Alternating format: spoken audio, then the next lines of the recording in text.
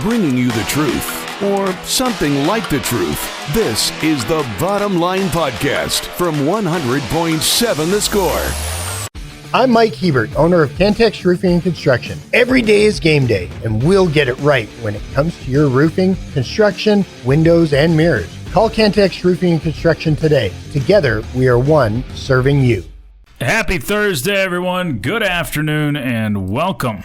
This is the Bottom Line on 100.7 The Score, 107thescore.com, and the 100.7 The Score mobile app, powered by Happy State Bank.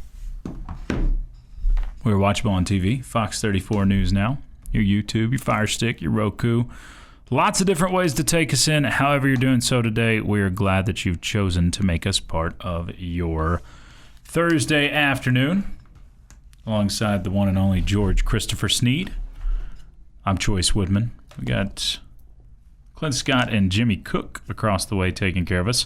Y'all can also hit us up if you'd like to. Your thoughts, comments, questions, all welcome on the Yates Flooring Center chat line through that 100.7 The Score mobile app and at 107thescore.com. Take that mobile app anywhere with you, even listening out in Lovelock, Nevada. What's up, Sneeder? Hey, yo, Sneeder. What's up? How we doing today? Let's see what you try to do there. Just breeze by it, yeah. Attempted to, but... Yeah, what's going on? You know, NFL starts tonight. Sure, okay. It does. I know, and I'm not going to get to see it. Oh. You don't have, like... ability to stream stuff on the plane? I won't be on the plane. Oh, okay. Yeah, I get. If it's a blowout, you can just pull the phone out and be like, "Wow!" If it's a blowout, just pull the phone out and be like, "Y'all got this." What's Snead doing back there as a side judge? Watching the game. I don't need to watch the game. Right? The Cowboys are going to get smoked tonight. This game will be over at the coin flip. I don't know about that. I think I could see this game going a lot of different ways in an Eagles win. I'll say that. I wouldn't be surprised if the Cowboys keep it within 7. Vegas, the line is only 6.5 in this game. That's a big line in the NFL. It's a touchdown league. It used to be. The NFL is a touchdown league, and you know, not that I don't gamble and I don't know anything, but I do know this. 7-point or above, obviously it's big, but a 7-point. 6.5. Okay. It's a touchdown league. You know, this is, everybody in this league is really within one score of everybody else. It used to be that way. I think there's not a whole lot of 44-17 blowouts, but you're going to see one tonight. I think that statement was very accurate about 7 or 8 years ago, but that has changed. Basically, when Patrick Mahomes came in the league, I'm not saying it was on his effect. I do think, but you've got quite a few more blowouts. This could be a blowout tonight. This could be I think it could be. Yeah, this could be a pantsing of the Cowboys. I also think you could see the Eagles feeling themselves raising the banner, that sort of thing. We've seen teams do it before. We have. Lose on opening night, and one of the teams that did that, Cowboys. I don't remember that. I remember Emmitt Smith held out. Too long ago. Got smoked, went 0-2. Charles Haley's put a hole in the wall in the locker room. Cowboys became the first What are you team to talking start about? 0-2 and win a Super Bowl that year. Yeah, something like that happened. But oof. Do I want to spend that much money? The Cowboys Eagles tonight. I am excited for not necessarily this game, but just the NFL season. That's more of what it's about. We haven't talked much about. In fact, you and I haven't talked at all about the Micah Parsons trade.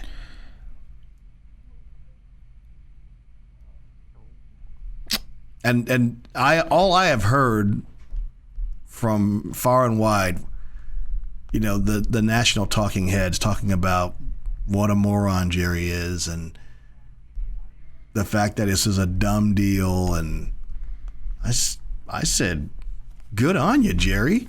Yeah.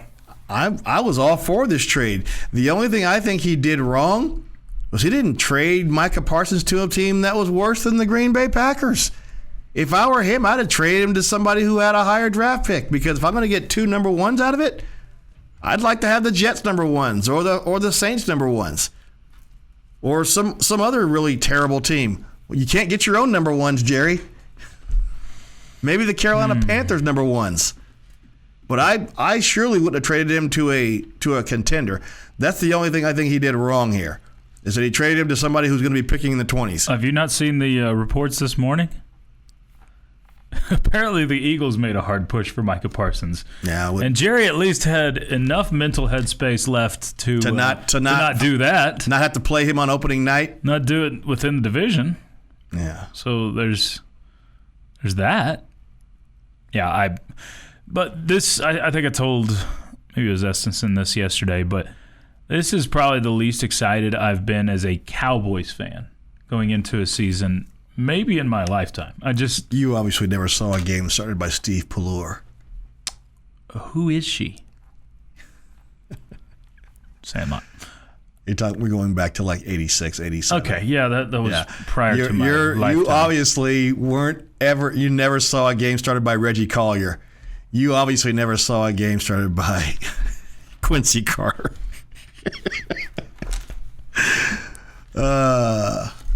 Those were some days.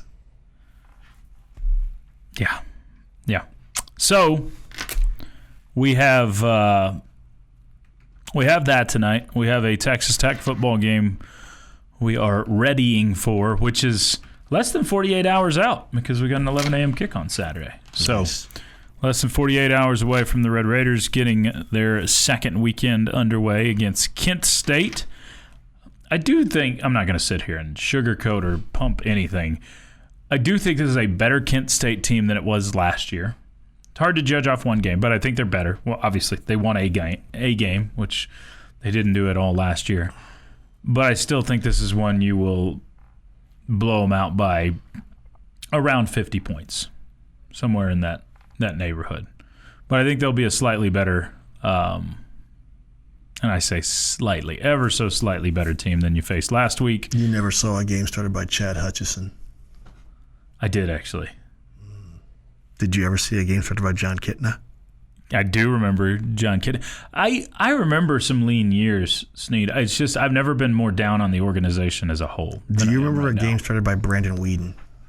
Oh, of course I do. That's your weed guy, right?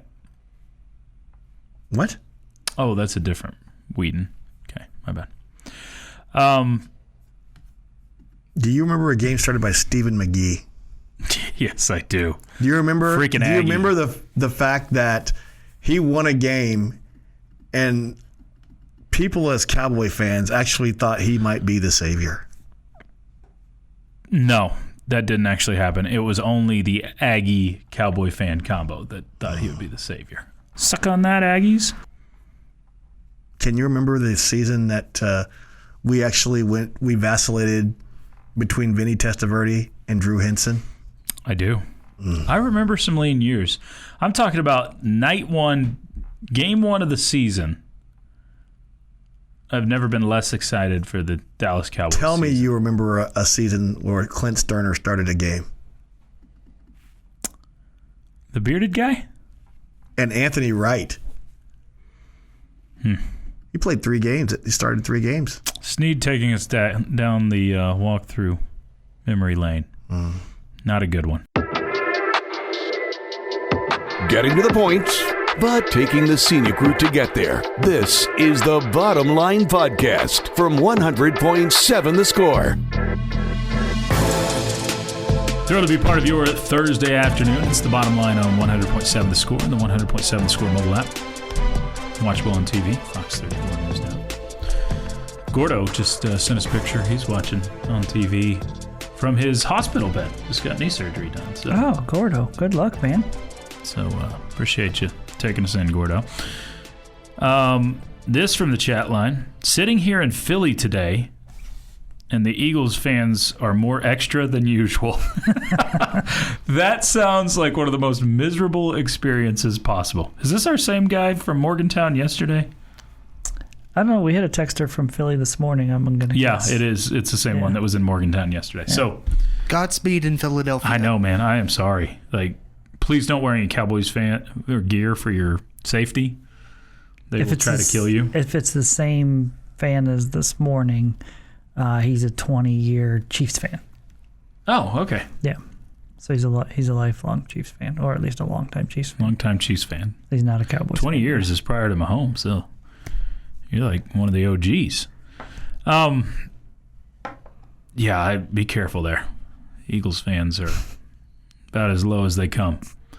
I'm not talking about your daughter, Jamie. There's exceptions to the rule. What shade of green is that?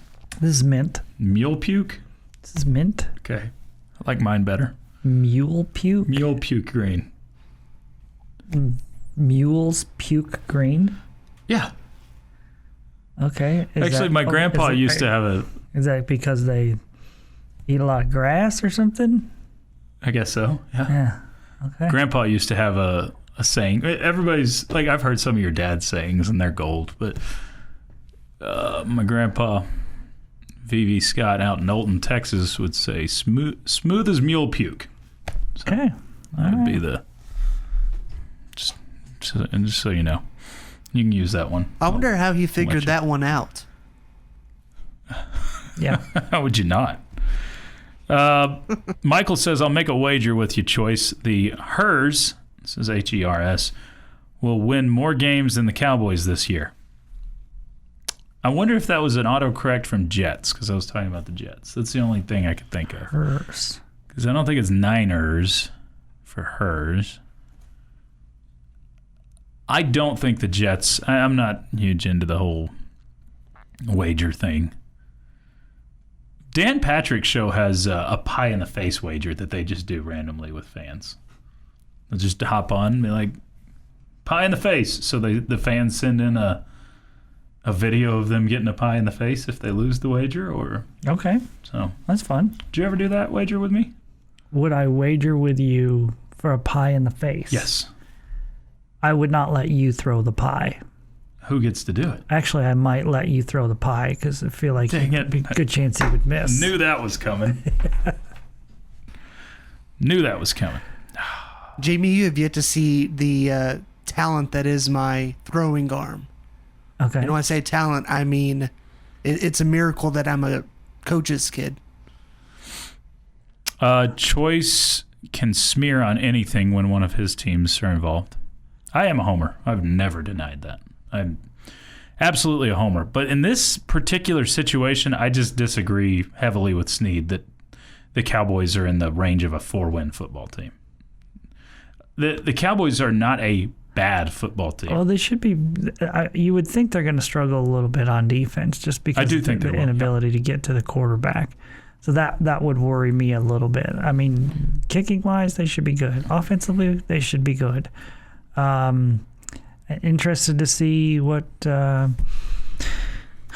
running back Blue can do this year, and can that kind of spark some life, because I feel like they were pretty pedestrian with their run game last year. So can you be a little bit better in that situation? So with the running back, that makes you a more explosive offense.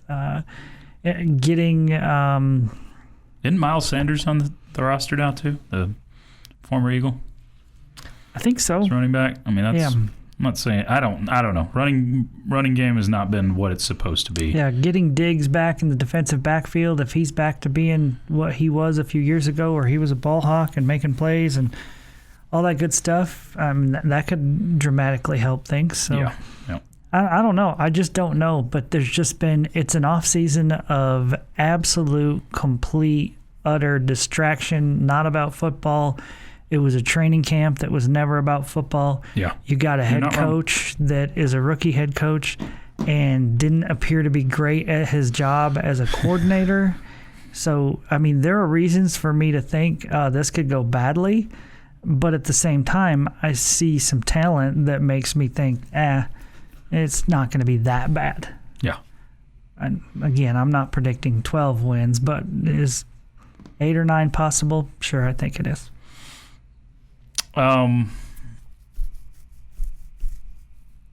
Yeah, I think we've been through this earlier in the offseason or during the summertime of what a peak season for this particular Cowboys team would look like and what a floor would look like.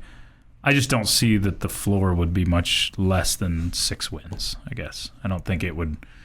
I think if we're talking healthy Cowboys team, I'd just be surprised. Dak Prescott is not a top quarterback. He's not the quarterback that he's paid as, but he's also not a bad quarterback. Yeah. And he's authored some wins, and he's actually done a really good job of beating up on bad competition. And the Cowboys' schedule is about 50-50 when it comes to not very good teams and really good teams. I think there's only 4 or 5 games I look at and say, you really don't have a lot of shot in that game on the Cowboys' schedule. There's probably 4 or 5 where I say, like tonight, I don't feel very confident that they could win tonight. But you never know, especially on Super Bowl hangover. And Dak Prescott's 9-4 against the Eagles. I know it's not all the same Eagles, but yeah, the Eagles were bad for a while. But I mean, he did have a win over the last Super Bowl winning Eagles. So I don't know. I'm not saying you're going to win tonight. I would put that as one of the games that is very unlikely to win. But there's a whole lot of games where I look at it and say, you could win that one. You could win that one. Not going to necessarily, but a lot of those that are in the 40 to 60% win range, yeah. So it just depends if the Cowboys are more on the winning side than not in those toss-up sort of games, whether they're a 9 or 10 win team versus a 6 or 7 win team.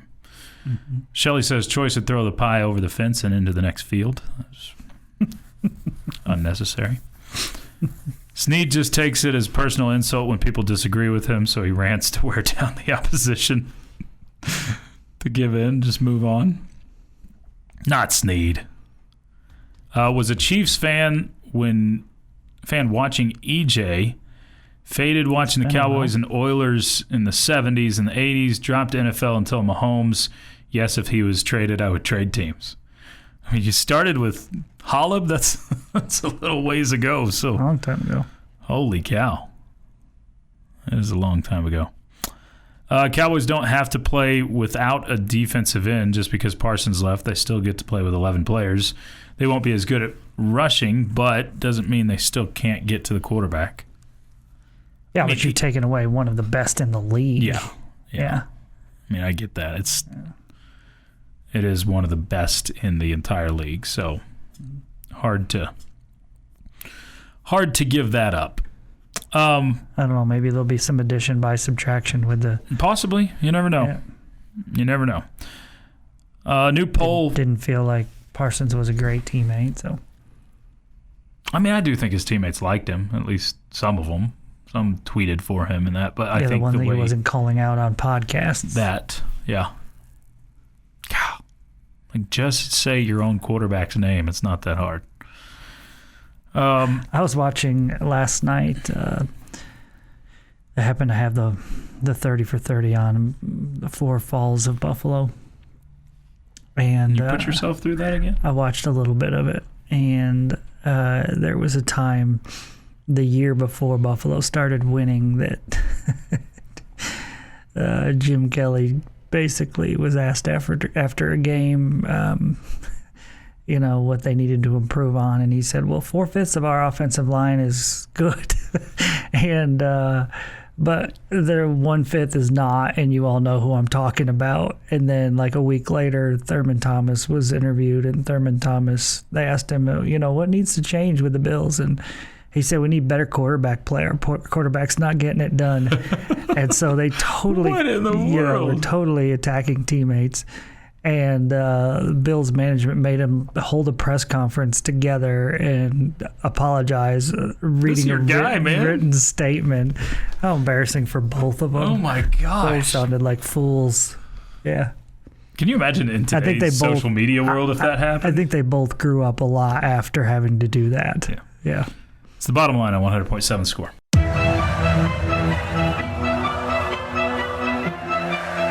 Bringing you the truth, or something like the truth. This is the Bottom Line Podcast from 100.7 The Score.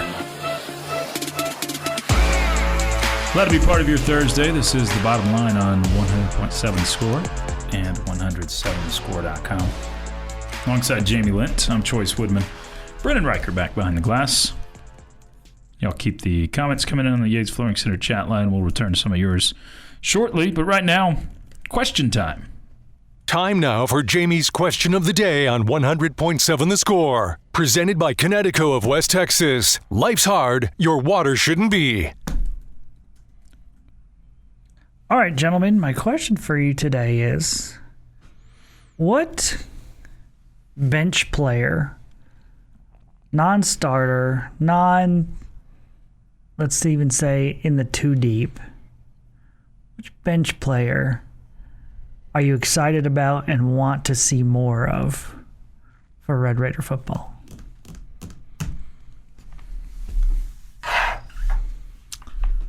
Non-two deep player. I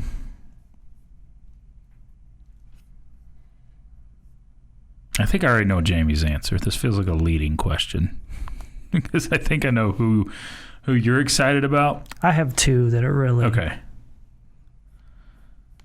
high on my list. I'm trying to pull up the old roster, make sure I'm not forgetting anybody. But it's hard with the defensive guys, because there's such a rotation, especially the defensive front. Did we keep our defensive starters in longer than our offensive starters? I don't think so. No? Okay. No, I think they came out second half as well. You might have seen a little bit of a rotation, but I don't think you saw David Bailey or Romello Heights or Lee Hunter in the second half or Skylar Gill Howard. I definitely think the starters were gone. Not in the two deep. I have a default answer I'm going to because I can't really think of anybody beyond that. But, I mean, I enjoyed watching Adam Hill run on Saturday night. I think he's such a different type of back. Just gear up and run you over type of guy, but he also has got some burst to him. I mean, he had 10, 15-yard runs multiple times. I think he had a 24-yarder at one point. I was almost a little bit disappointed that Arkansas Pine Bluff wasn't a little bit better on defense because I wanted to see him run some people over. Yeah. And I feel like he really wasn't. The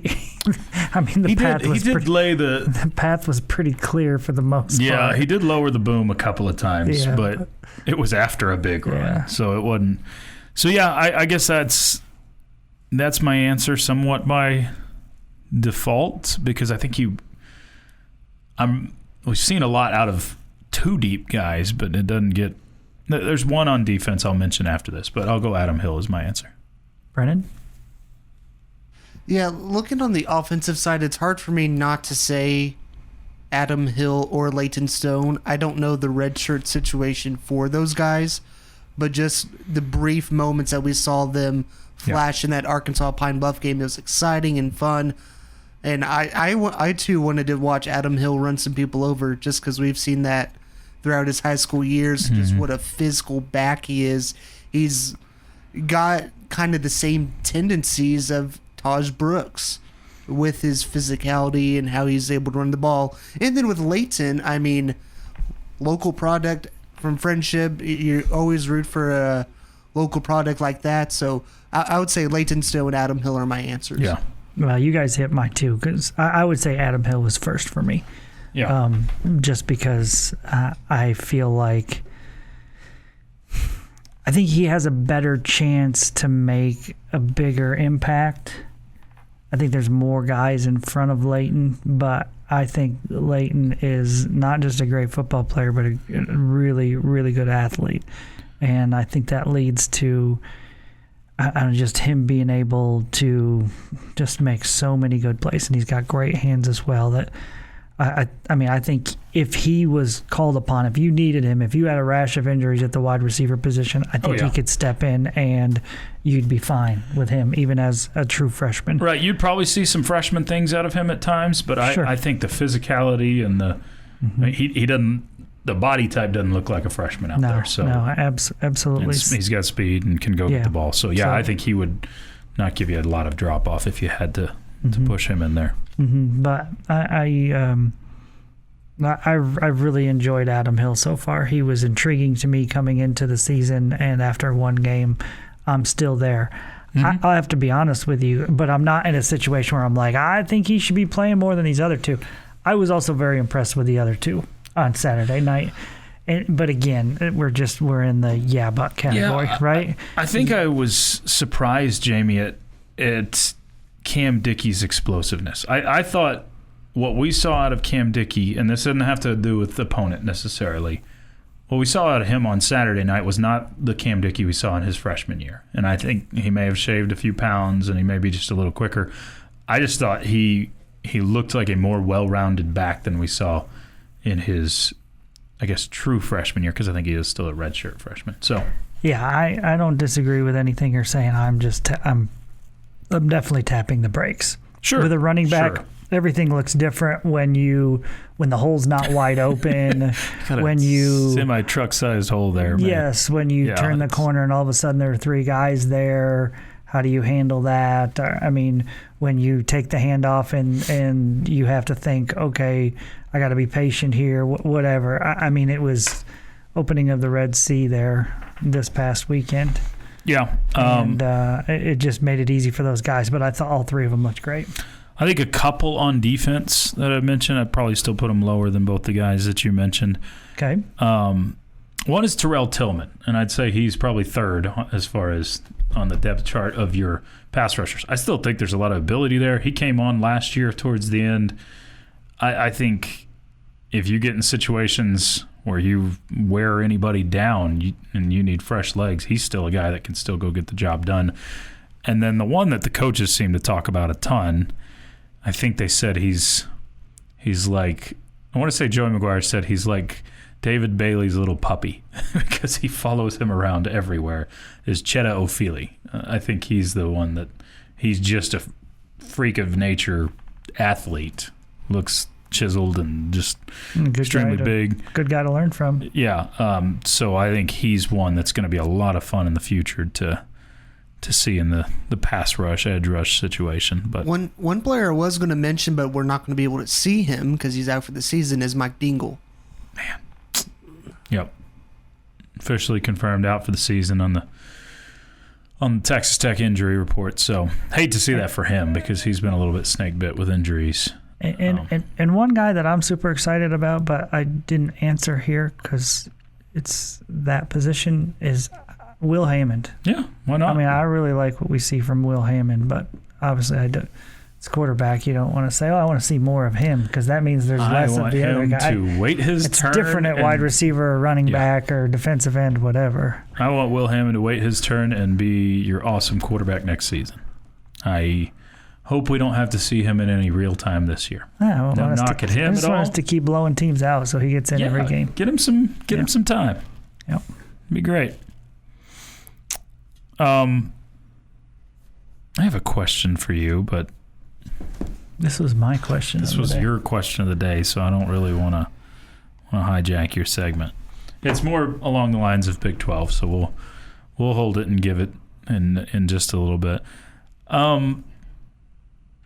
Do you expect anything different this Saturday from Red Raiders, or is this rinse and repeat on the same game as we saw last weekend?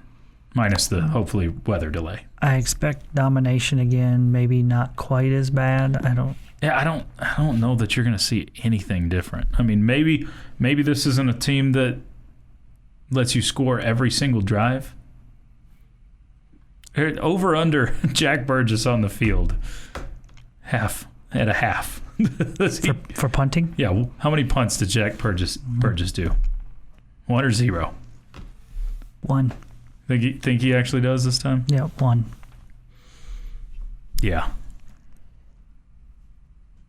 I don't think any first-team reps go without a score, though. Maybe when you get down second or third team, you end up punting it. But I'm not expecting Kent State to put up much more of a fight. Maybe a smidge, but not much more than we saw. Bold statement, we're going to punt on our first drive of the game. Choose joy, Jamie. bringing you the truth or something like the truth. This is the Bottom Line Podcast from 100.7 The Score. It's the Bottom Line on 100.7 The Score and the 100.7 The Score mobile app, TSportsNetwork.com, as well as watchable on TV, Fox 34 News Now, your YouTube, Fire Stick, Roku, 950 on your AM dial. Lots of ways to take us in, however you're doing so. We are thrilled that you've chosen to make us part of your Thursday afternoon. We being myself, Chois Woodman, along with Jamie Lent and Brennan Riker across the way taking care of us. Keep hitting us up if you'd like to. Your thoughts, comments, questions, all welcome on the Yates Flooring Center chat line through the 100.7 Score mobile app, which you can carry anywhere with you. Even listen in out in Philadelphia, Missouri. Maybe that's where our texter was. He said he was in Philly. Oh, maybe so. Could be in Philadelphia, Missouri. All right, Jamie. This is an unauthorized question of the day. Will you allow it? Yes. Okay. So this is actually a spinoff of your question this morning. Do you have any inkling of remembrance of what it was? I don't. I don't either. I don't remember exactly what it was. I just remember I got this question whenever you asked it this morning. I'm just so old I don't remember things anymore. There we go. It was something about the Big 12 and what game. Oh, it was upset. You asked. Oh, what's the most likely upset in the Big 12? Most likely upset in the Big 12. So y'all can pull up your Big 12 schedules. What did you say was the most likely upset in the Big 12? I think Kansas is going to beat Missouri. Okay, so that one's a 6.5 point line in that particular game. My question to you is not the most likely upset, but what is the most important game for the Big 12 to win this weekend? And you can erase any FCS, because I think FCS games, you need to win those or it's a bad look. But in games that you're playing a non-FCS opponent, what's the most important game for the Big 12 to win? You cannot afford to have your conference champion lose to Mississippi State. That's the one to me. Yeah. Yeah, that's the first one on my list. I mean, it'd be because Mississippi State was the bottom feeder of the SEC last year. Did they go 0-9 or 0-8? They don't play 9. Yeah, I'm not sure. So 2 matchups against SEC teams this weekend. I think you got a great chance to win them both. Let's see. Mississippi State last season. Oh gosh, they went 2-10 for the year. 0-8 in SEC play. They did win their rolling bye week against Massachusetts in week 8, but it's good. You can't lose that one. Yeah, I'm with you. And that was actually a semi-close game last year, where Arizona State beat them in Tempe 30-23. So I think that's, to me, that is the number one answer. You need your previous year's conference champion to beat what is looked at as one of the lowest teams in the SEC. Yep. Brennan, do you have another answer?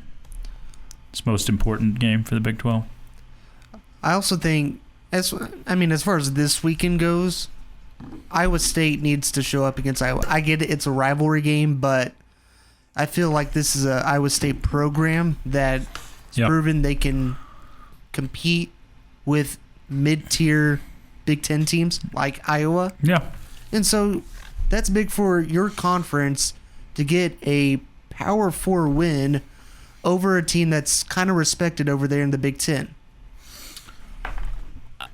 I agree with you. I think that we view rivalry games different, though. Yeah, I think you'd get the benefit of the doubt for Iowa State if they lose and because really call it a rivalry game. Yeah. I don't think you would really get much out of Oklahoma State beating Oregon. I think it would knock down Oregon. I don't think it would raise up the Big 12. Correct. I mean, it would be a big upset, but it's not like, oh, look what the Big 12 did. Maybe they're better. Yeah. I think they're picked by almost 30 points in that game.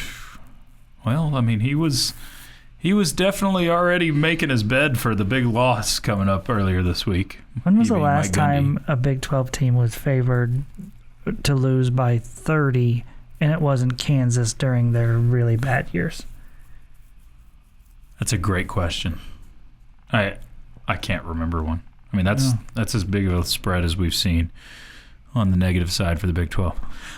Jamie, I think the other game that I look at as maybe the second most important is BYU and Stanford. If you lose that one, I don't think it's going to happen, but if you lost that one, a Stanford team that lost to Hawaii and is pretty dismal, I think that would be a bad look. Now, I don't think BYU is necessarily going to be one of your top teams. I think they're going to be a middle-of-the-pack team, but it wouldn't be a good look. I think I would take Baylor over SMU as number 2. If you got that one, you're going to get some respect because... Yeah, I agree. College football playoff team a season ago. Mm-hmm. Right now, Baylor's being questioned after their poor defensive performance last Friday night. So, I think I'm actually picking Baylor in that one. I think. I don't know. 11 a.m. game.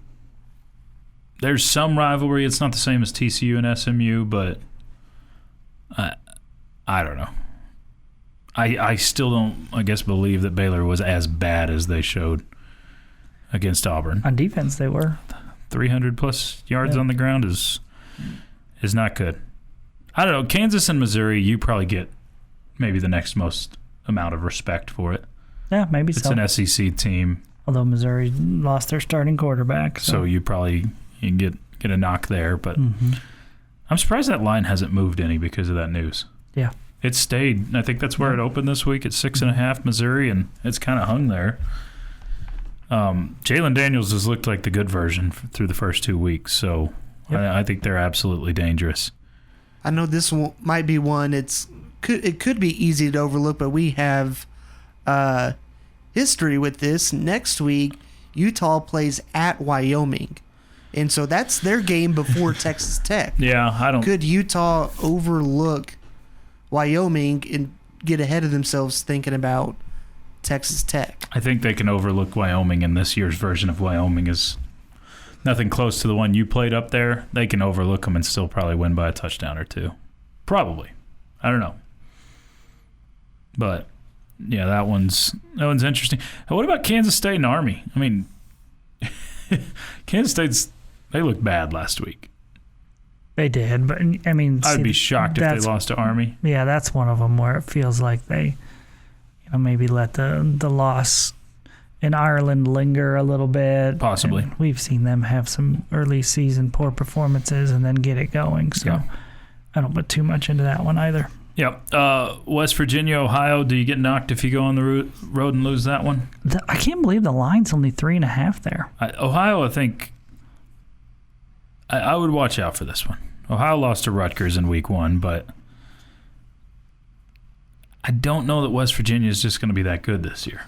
Well, in West Virginia, in their game this past weekend was kind of shaky to start. Like, it was close all the way it was up to 10 to 3. 10 to 3 at halftime, so that score was much different than at least the first half felt.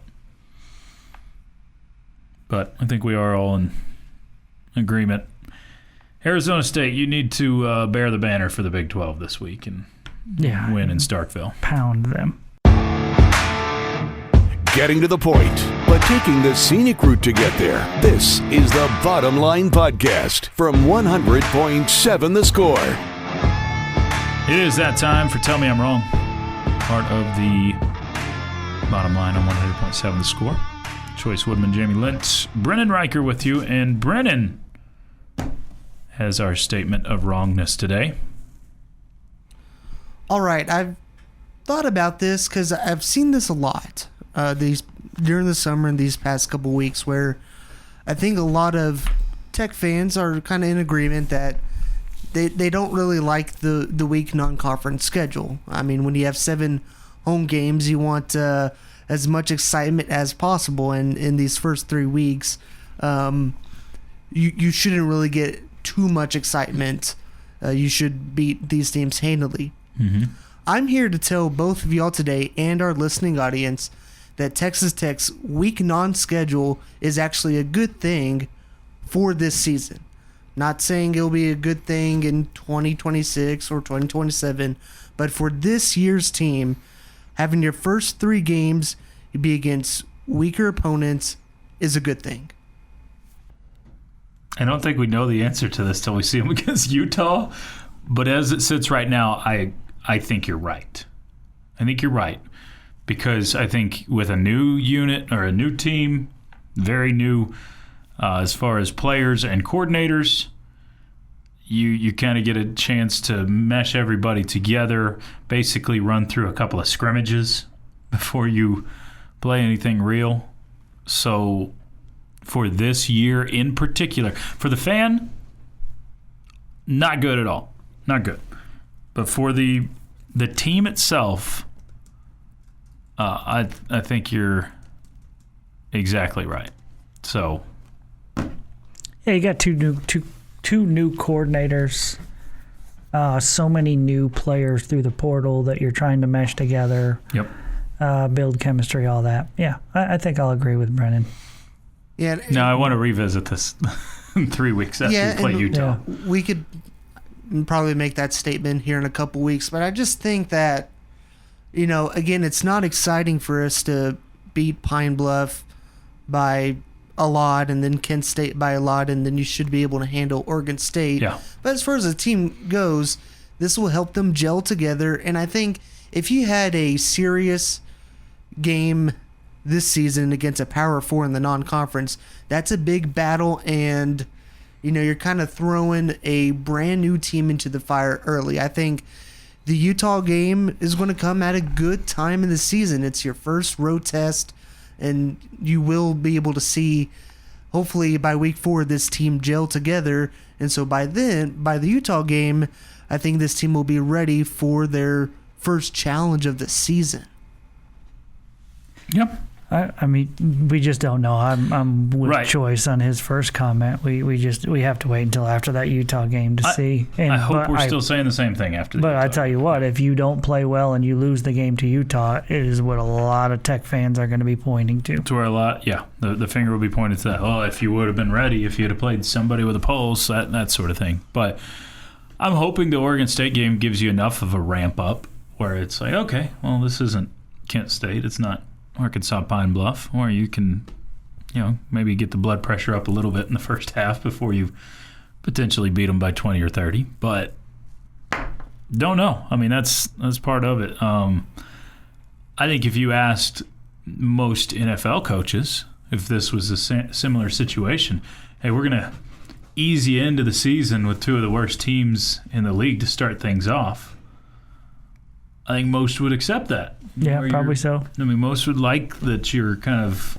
not having to jump in against the Philadelphia Eagles on Thursday night. Mm-hmm. The only thing that I would play devil's advocate on is when you're playing these teams, and who knows how the Oregon State game goes, but for the most part, you're going to expect your backups coming in second half. Okay, against Utah, you're going to be playing your 1s and maybe some 2s for the entire game. So there's a question of endurance and conditioning that will come into play week 4 against Utah.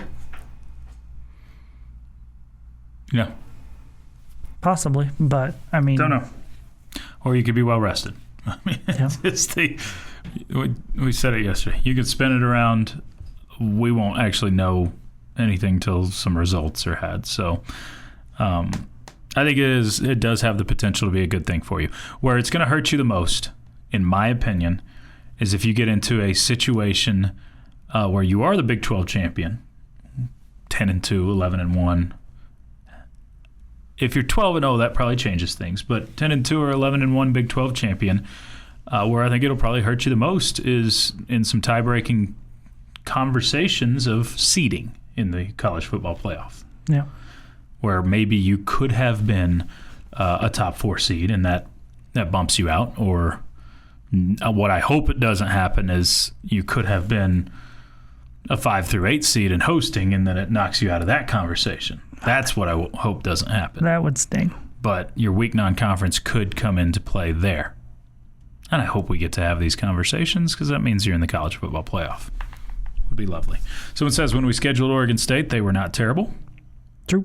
Yeah, I mean, And they were in a Power 5 conference. that's part of the consequence of scheduling things 5 to 10 years out. You can guess at what you think a team's going to be, and who knows? We don't know what the Arkansas team that you're going to play in Las Vegas in 5 years will look like. We can guess at it. Mm-hmm. Say, I mean, they're usually middle of the pack SEC, somewhere in there, but they could have elevated their program by then and be great. Or be horrible, yeah. Or they could be the bottom of the league. We don't know. Here's a tell me I'm wrong from the chat line. Tell me I'm wrong. Tim Tadlock and Mike Gundy are great coaches, but will it be undone by the NIL and the portal? I know Tadlock doesn't have the money to throw around like Gundy and other big programs, but schools like DBU and UTSA and Southern Miss were successful last year with similar NIL. Hope I'm wrong, but our talent has been, in decline for a couple of years now. Yes, our talent has been in decline for a couple of years now. Yes, those 3 schools that you mentioned had good seasons last year. DBU has good seasons every year when it comes to the regular season because they play in a horrible conference that really does not challenge them. And you see once they get to the postseason, they don't have a lot of success. Almost always. Almost always. And UTSA had one of those years like Oral Roberts had a couple years ago where they had some really good players that had fallen through the cracks and some older players. Yep. And it was a special year for them. What has Oral Roberts done since that special year? Goose egg. Not made the postseason. Yep. And I don't expect UTSA to be a team that's, knocking on the doorstep of Omaha every year like they were last year, which was really fun to watch for them. So truth of the matter is, if you're going to win consistently, you got to have money. You got to have money for NIL. And Oklahoma State has not put the money into their football program through NIL like other teams in the Big 12 have, and you see where Oklahoma State has, where they are. And I'm not saying that Texas Tech baseball is the poorest in the conference or the poorest in the country or anything like that, but you're not anywhere near the top either. And you've seen, you haven't been able to recruit as highly rated prospects and players because of that. So I know that some people were upset with what you've brought in and through the transfer portal this year. I think what you brought in offensively is some really good pieces to what was already a good offense. But I think you had really good prospects on campus in the pitching department, and they ended up committing elsewhere. And if you don't think that money was a huge, massive part of it, then you're just lying to yourself. Yeah. Just lying to yourself. So it stinks, but money, I'm not saying it's the only thing. But money is a huge factor in who's winning. It's in professional sports, and it's now in college sports. And so, I mean, you can fight it all you want, but it's the truth. You have to have the money. And Jamie, there are going to be teams that have some special years here and there that are outside the big spenders. There absolutely are, and they're fun. They're good for the sport as far as I'm concerned. But consistently, it's just not going to happen. You have to have the money to get to the level playing field of then recruiting again, right? Yeah. I mean, you've got to be able to match numbers with other teams to then recruit to a program. And what do you think every other program is wanting to pay that has the money to spend? What do you think they're wanting to spend it on? Quality pitching. Yep. So it goes. So if you don't have money, it's going to be hard to get a lot of it. This has been the Bottom Line Podcast from 100.7 The Score. Go to 100-7thescore.com for more from the Double T Sports Network.